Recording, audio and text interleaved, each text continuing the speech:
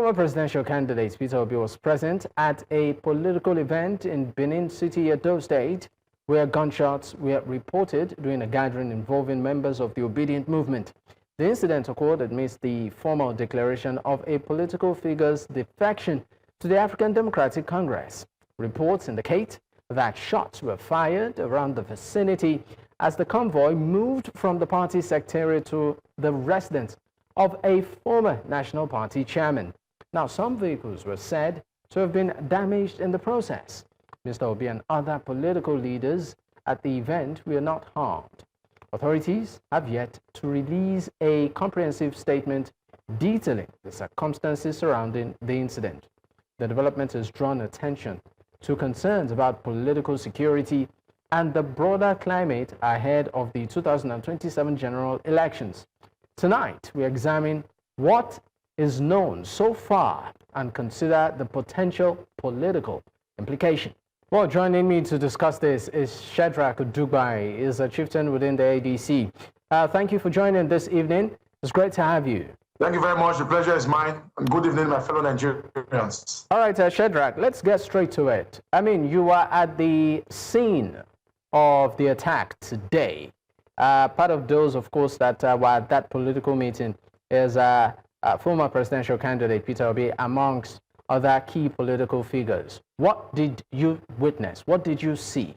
First of all, it was a former candidate of the Labour Party, Olumide Akpata, and his running mates, who to a large extent were decamping at the APC State Secretariat at Ogbilaka. So they were decamping at Ogbilaka, and that is where they had come to meet with us. And Peter Obi was there, fully on ground, and where the event took place. And during the course of that engagement, I was one of the MCs. We co-MC'd the occasion together. Chieftains of the PDP, APC were there. Chieftains of the ADC. There were lots of bigwigs who were on ground to ensure that Olumide Akpata gets a warm welcoming into the party. And just after we had finished the campaign exercise, the leaders and stakeholders of the ADC moved to the venue from the ADC State Secretariat at Ogbilaka. We moved to the private residence of John Odigie-Oyegun, who was the leader, the national leader of the ADC here in Edo State. And just after we spent a couple of minutes, having granted a few interviews, Peter Obi also moved with us. We discovered that information reached us that a lot of persons had gathered together had arrived at the State Secretariat at Ogbilaka. We just finished our exercise. They were shooting sporadically. They came in one unbranded vehicle. They had a group of boys, about 10 or 15 of them. They were bearing arms and they were shooting. Now, many people were beaten, many people were injured. And the woman was shot to the neck. The woman has been rushed to the hospital. Another young man was brutally wounded. I saw that one myself when I went to the secretariat, and his head was injured, busted on different sides. Many property at the State Secretariat were destroyed. And just after that, we moved. And that's okay. I left the State Secretariat, wanted to move. I now left the residence of Odigie-Oyegun to go and check what was happening, to cover what happened at the Secretariat. As I moved there, the same group of men who had gone to destroy the Secretariat now moved to the residence of Odigie-Oyegun, and they were shooting sporadically, shooting to the air. They made an attempt to penetrate the residence of Odigie-Oyegun, only for the DSS in the compound to have resisted them. Those ones retaliated by shooting two into the air, ensuring that the hoodlums could not penetrate the house of John Odigie-Oyegun, because they wanted to come in to beat and wreak mayhem on the ADC stakeholders and leaders who were gathered inside the ADC Secretariat. And it's not far-fetched. This is the clear hard work of the All Progressive Congress. Okay. Let me, sorry, Mr. Udugbai. So, I mean, from your account, you said the attack first happened at the State Secretariat of the ADC. Before this, persons moved to the residence, these same persons moved to the residence of chieftain John Oyegun to carry out another set of attacks. Is that what you're saying? Yes. The same group of persons, yes. They drove in a Sienna that was not numbered. They had 2 Okada, 2 power bike who accompanied them. So when I got to the state secretariat, they gave me the report that they came in a Sienna, they came with 2 vehicles. We got to the state secretariat, they destroyed the chairs, they beat up everybody that was wearing ADC cap along that road. They were being beaten. 2 of our party leaders are currently in the hospital receiving treatment. A woman received a gunshot to the neck. Just when we came back together, they had come to the residence of Jogi. They destroyed vehicles, like you see. They shot a bullet to one of the healers, trying to to shoot at the tank, the fuel nozzle. The bullet penetrated and came out from the other side.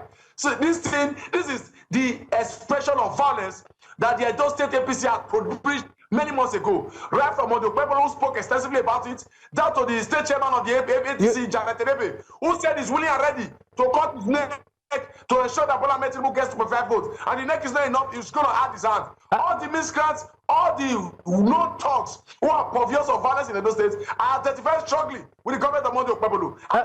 Mr.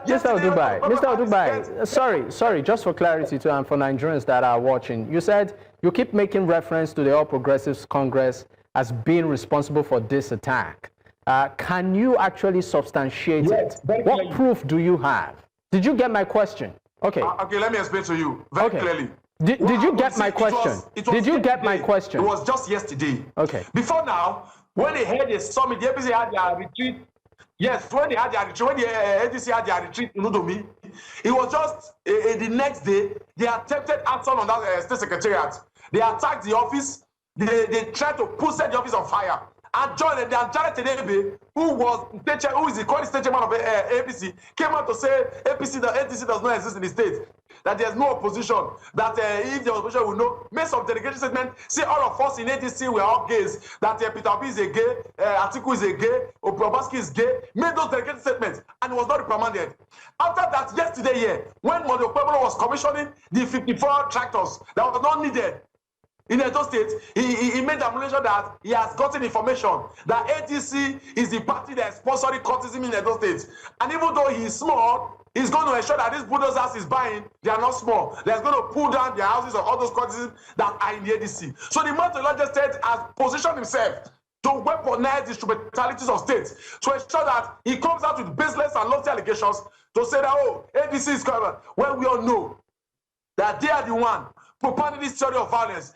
And those Monday Okpebholo had previously spoken to Peter Obi in public domain. The previous is there for you to go and check out. We are threatening Peter Obi that if he ever comes to this state without security permission from him, he will get whatever he's looking for.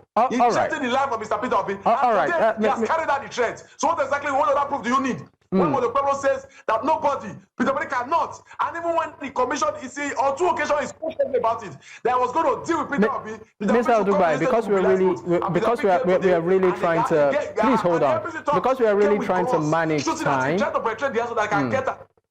Because we are really trying to manage time here, and we sincerely do empathize with you and of course the ADC in Edo State. I want to just ask, and in 30 seconds, let's talk about your safety and the safety of other members of your party within the state.